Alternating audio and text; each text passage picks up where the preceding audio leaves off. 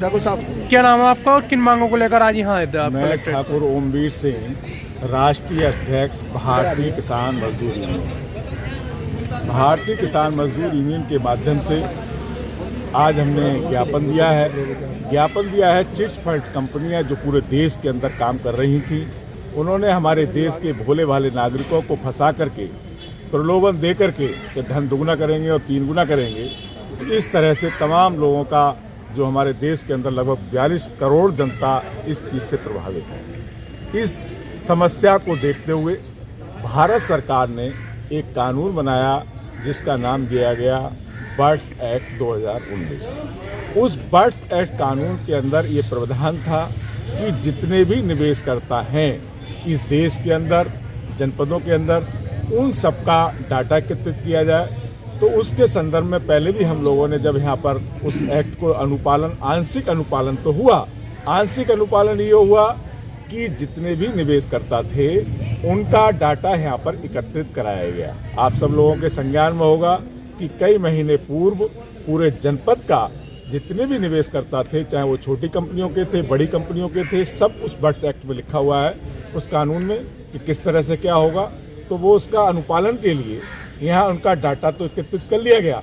उस डाटा के अनुसार ही मैं आपको बता रहा हूँ कि मुरादाबाद की 10 लाख जनता प्रभावित है, निवेश करता है। और वो कंपनियां कुछ जिले स्तर की थी, कुछ मंडल स्तर की हैं, कुछ प्रदेश स्तर की हैं, कुछ राष्ट्रीय स्तर की हैं। तो उसमें जो बर्ड्स एक्ट में स्पष्ट लिखा हुआ है कि उसका अनुपालन किस तरह से अधिकारियों को करना है, किस तरह से उन कंपनियों के खिलाफ कार्रवाई करनी है, सब बर्ड्स एक्ट के अंतर्गत लिखा है। लेकिन पता नहीं क्यों हमारी सरकार सोई हुई है, डाटा एकत्रित करने के बावजूद भी, जो उसकी समय सीमा भी 180 दिन निर्धारित है, वो समय सीमा निकल चुकी है, उसके बावजूद भी कोई कार्रवाई नहीं हो रही।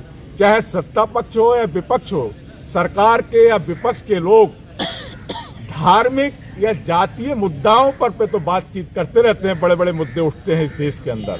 लेकिन जो हमारी निवेशकर्ता भोली भाली जनता है, मैं पूछना चाहता हूं विपक्ष के लोगों से भी, सत्ता पक्ष के लोगों से भी, हमारे लोगों की बात क्यों नहीं रखते हो आप?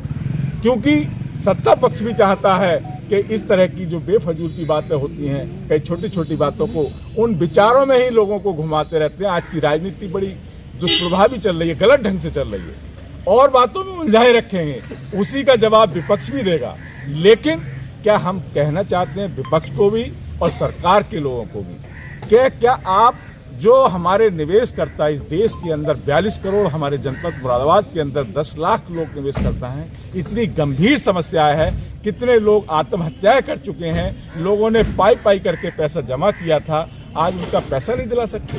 हम माननीय मुख्यमंत्री जी से भी मांग करते हैं, उत्तर प्रदेश की, आप बहुत बड़े बड़े बुलडोजर चलाते हो, क्या आप उन बुलडोजरों से, वो माफिया तो बहुत छोटे थे जिनके खिलाफ आपने बुलडोजर चलाया, अच्छा कार्य किया, लेकिन ये साइलेंट माफिया हैं, ये इतने कई 1000 करोड़ रुपए इन कंपनियों के पास जमा हैं। क्या आपका बुलडोजर इन कंपनियों को नहीं देखता? तो हम मांग करते हैं माननीय मुख्यमंत्री जी से कि बुलडोजर चलाने का सेंस, इन द सेंस है हमारा कि इन कंपनियों की संपत्ति को नीलाम किया जाए, इनकी संपत्तियों को नीलाम करने के माध्यम से या अन्य जो भी स्रोत हों उसमें कानून में लिखे हुए हैं, उनका अनुपालन से हमारे निवेशकर्ताओं का पैसा वापस दिलाया जाए। और यदि इस कानून का शीघ्र ही, हम कई बार ज्ञापन दे चुके हैं, यदि अनुपालन नहीं हुआ तो 1 आध महीने के अंदर भारतीय किसान मजदूर यूनियन अनिश्चितकालीन अनशन पर बैठने के लिए भी मजबूर है।